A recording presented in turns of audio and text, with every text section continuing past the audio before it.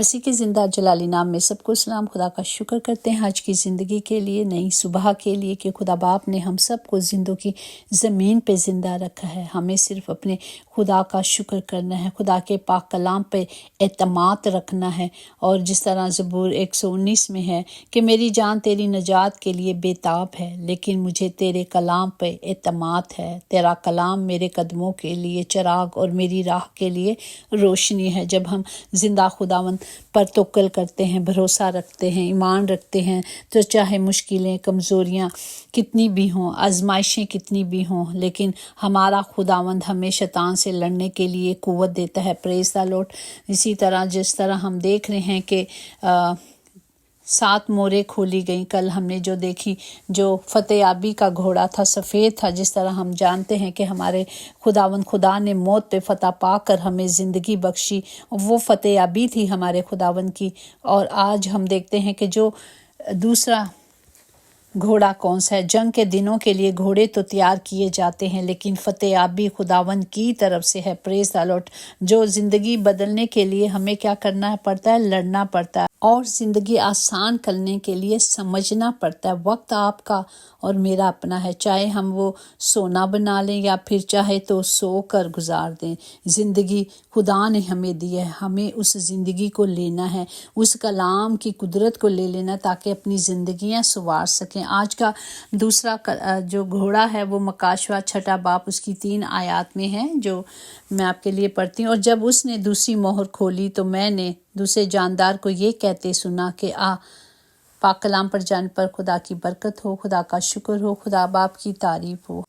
اور اس کی دوسری آیات میں ہے، 4 میں ہے، پھر ایک اور گھوڑا نکلا جس کا رنگ لال تھا، اس کے سوار کو یہ اختیار دیا گیا کہ زمین پر سے صلہ اٹھا لے تاکہ لوگ ایک دوسرے کو قتل کریں، اور اسے ایک بڑی تلوار دی گئی۔ ہم دیکھتے ہیں کہ یہاں ابلیس کو خدا نے، جو دنیا کا سردار ہے، اور تھوڑے وقت کے لیے اسے کھول دیا گیا اور سارا اختیار دے دیا گیا، اور اس کو کہا گیا کہ یہ گھوڑا دیا۔ لال گھوڑے کا مطلب کیا ہے؟ کہ یہ گھوڑا خونی جنگ اور انقلاب کی علامت ہے۔ یہ وہ گھوڑا ہے جو جنگ کرنے کے لیے دنیا میں بھیجا گیا۔ اگر ہم دیکھتے ہیں زکریہ کے 6 باب میں بھی ہم دیکھیں کہ یہ سرخ گھوڑا تھا جو بھیجا گیا۔ اور ہم دیکھتے ہیں یہ زکریہ میں جو نبیوں کی گھوڑوں کی روحا تھی، اور آج ہم یہ دیکھتے ہیں کہ وہ پوری ہو رہی ہے۔ اگر ہم اسی کے پہلے باب میں اور 10-11 میں دیکھیں کہ جو شخص مہندی کے درختوں کے درمیان کھڑا تھا کہنے لگا، یہ وہ ہیں جن کو خداوند نے بھیجا ہے کہ ساری دنیا میں سیر کریں۔ اور انہوں نے خداوند کے فرشتوں سے جو مہندی کے درخت کے درمیان کھڑا تھا کہا، ہم نے ساری دنیا کی سیر کی ہے اور دیکھا ہے کہ ساری دنیا میں امن و امان ہے۔ اب یہ بھیجے گئے ہیں، کھولے گئے ہیں کہ دنیا کا امن و امان جو ہے وہ کیا کریں؟ برباد کریں۔ اور یہ گھوڑے وہ جنگ کے گھوڑے ہیں جو ہم دیکھتے ہیں کہ جنگیں ہو رہی ہیں۔ اگر ہم دیکھیں متی کی 10 باب اس کی 34-36 میں بھی یہ لکھا گیا ہے، یہ نہ سمجھو کہ میں دنیا میں صلح کرانے آیا ہوں، صلح کرانے نہیں بلکہ تلوار چلوانے آیا ہوں، کیونکہ میں اس لیے آیا ہوں کہ آدمی کو اس کے باپ سے، اور بیٹی کو اس کی ماں سے، اور بہو کو اس کی ساس سے جدا کروں، اور آدمیوں کے دشمن اس کے گھر ہی کے لوگ ہوں گے۔ جنگ جو ہے نا وہ شروع گھر سے ہی ہوگی۔ ہم دیکھتے ہیں کہ آج نافرمان اولاد ہے، باپ بیٹے کو قتل کرانے کے لیے جھوٹے الزام لگا رہے ہیں، عزت نہیں کر رہے، یہ سب کچھ ہو رہا ہے، ہم سب کچھ دیکھتے ہیں۔ اور بیٹی جو ہے وہ ماں سے خلافت میں کھڑی ہو جاتی ہے، بہویں جو بیٹی بنا کے لائی جاتی ہیں وہ بھی ایسی ہو جاتی ہیں۔ تو ہم دیکھتے ہیں کہ یہ جنگیں شروع ہیں، اور ان جنگوں کو خدا نے کہا ہے۔ اسی طرح اگر متی 24 باب 6-8 میں دیکھیں، اور تم لڑائیوں کی افواہ سنو گے، خبردار گھبرا نہ جانا، کیونکہ ان باتوں کا واقعہ ہونا ضرور ہے، لیکن اس وقت خاتمہ نہ ہوگا، کیونکہ قوم پر قوم اور سلطنت پر سلطنت چڑھائی کرے گی، اور جگہ جگہ کال پڑے گا اور بھوچال آئیں گے، لیکن یہ سب باتیں مصیبت کا شروع ہیں۔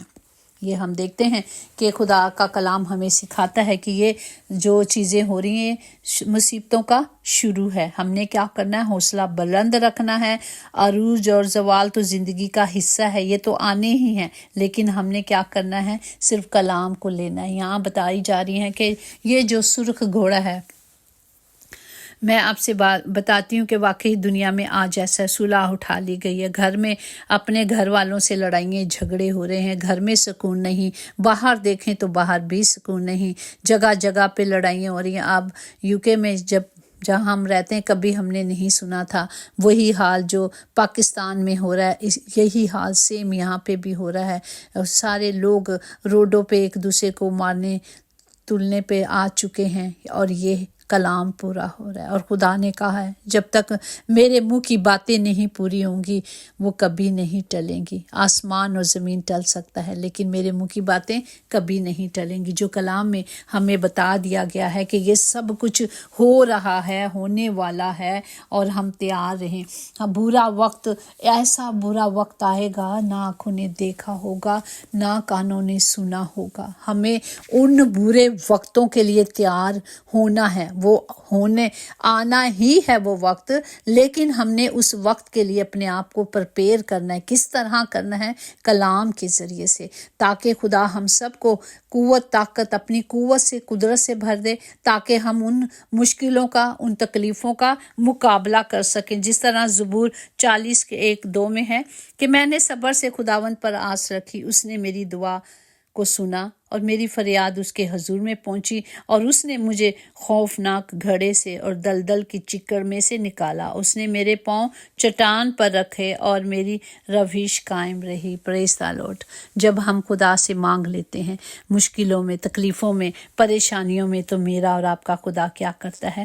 ہمیں بچاتا ہے، ہمیں ان مشکلوں سے بچا لیتا ہے. محنت کا پھل، مصیبت کا حل، آنے والے کل اور سب رب کے ہاتھ میں ہے. ہمیں صرف خدا پہ بھروسہ کرنا ہے، ہمیں صرف خدا پہ امید رکھنی ہے کہ یہ سب کچھ ہونے والا ہے. اس کے لیے ہمیں صرف کلام کی قدرت کو لینا ہے. اور جو ہم دیکھ رہے ہیں کہ آج زندگی کتنی سستی ہو گئی ہے، کتنی سستی.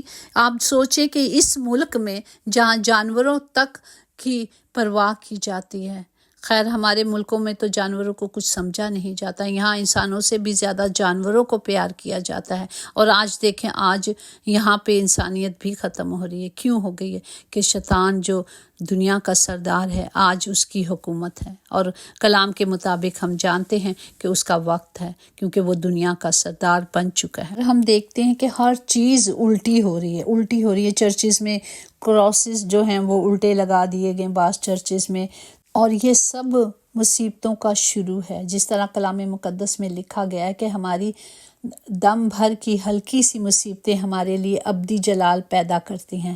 ہمیں ان مصیبتوں کے تھرو جانا ہی جانا ہے، ہمیں برداشت کرنا ہے. جس طرح زبور 37:27 میں کہ بدی کو چھوڑ دے اور نیکی کر اور ہمیشہ تک آباد رہے. ہم دیکھیں دوسرا تموتیس، اس کا 2 باب، اس کی 3 آیت میں ہے کہ کیونکہ ایسا وقت آئے گا کہ لوگ صحیح تعلیم کی برداشت نہ کریں گے بلکہ کانوں کی کھجلی کے باعث اپنی اپنی خواہشوں کے موافق بہت سے استاد بنا لیں گے. وہ اپنے ہی راستے بنا لیں گے.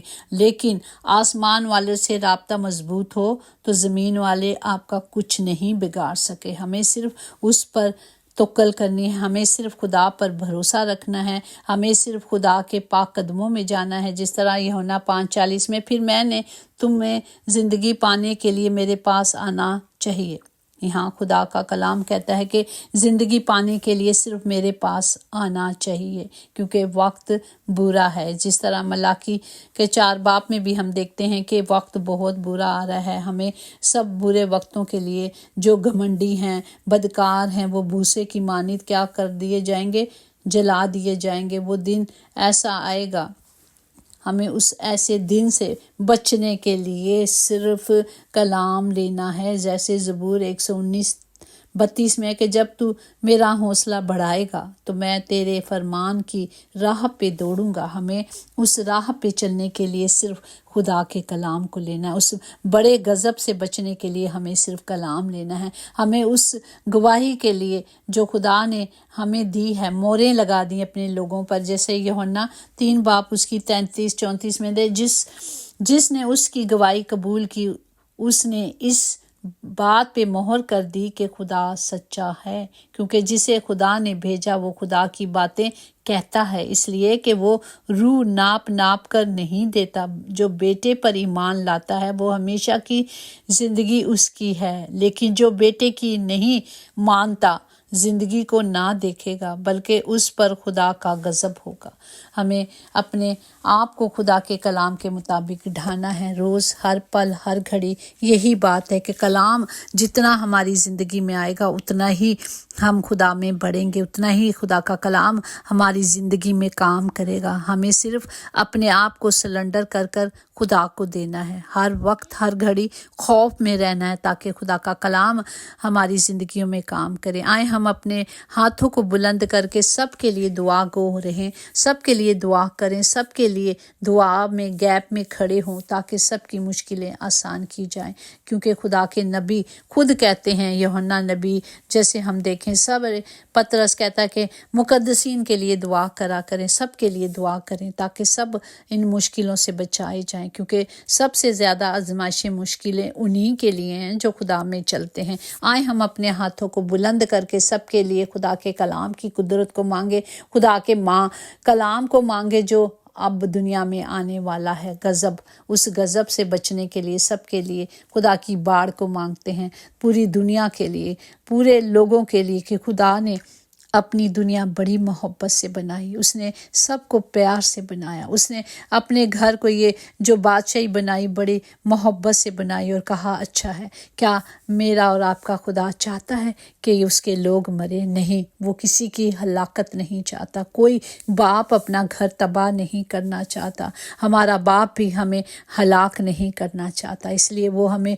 रोज़ ज़िंदगी देता ताकि हम संभल जाएं, ताकि हम उसकी हजूरी में आ जाएं, ताकि हम बचाए जाएं, ताकि हम हमेशा की ज़िंदगी पाएं जो सिर्फ उसके पाक कदमों में है। खुदा बाप, मैं सबके लिए बरकत की दुआ करती हूँ और बरकत देती हूँ। खुदा बाप सबके साथ हो मेरे खुदावन खुदा, तमाम घरों के खित्ते भरे रहें, कभी कोई कमी और कभी कोई कमज़ोरी ना हो। बाप जी, जो आज हॉस्पिटल या घरों में बीमार हैं बाप जी, हम सब मिलकर उनके लिए शिफा को मांगते हैं, क्योंकि शाफी आप हैं बाप जी, और आप ही शिफा देंगे। आपने वादा किया है कि मैं तेरा शाफी हूँ, मैं ही तुझे शिफा दूंगा।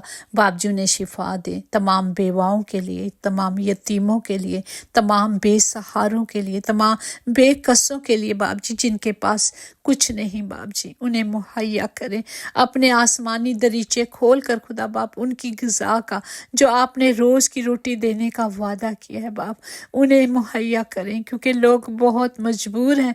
खुदा बाप, हमारे बहन भाई जो कलाम को सुनते हैं बाप, वही मसीह में मेरे आप सबके बहन भाई हैं और वो बहुत मजबूर हैं बाप जी। उनके घरों में खाने के लिए बाप कुछ नहीं बाप, अपने आसमानी दरीचे खोलें बाप जी और उनकी मदद करें, क्योंकि आपने कहा मेरा हाथ छोटा नहीं हो जाता बाप जी। होने दे कि आपका बड़ा हुआ हाथ वहाँ तक पहुँच जाए जहाँ तक खुदा बाप हम नहीं पहुँच सकते, जहाँ तक हमारी खुदा बाप जी औकात भी नहीं पहुँचने की बाप जी। अपने शाफी हाथ को बढ़ाकर उनकी मुश्किलों को दूर करें बाप जी। तमाम बेवाओं के लिए, तमाम यतीमों के लिए, तमाम बेसहारों के लिए आपकी मदद को मांगती हूँ बाप जी।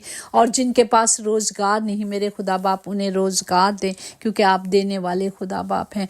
तमाम घरों के खित्ते भरे रहें, कभी कोई कमी, कभी कोई कमज़ोरी ना हो, यीशु के नाम से आमीन। यकीनन भलाई और रहमत उम्र भर हम सब के साथ साथ रहेगी और हम हमेशा अपने खुदावन के घर में सुकूनत करेंगे। आमीन। God bless you all.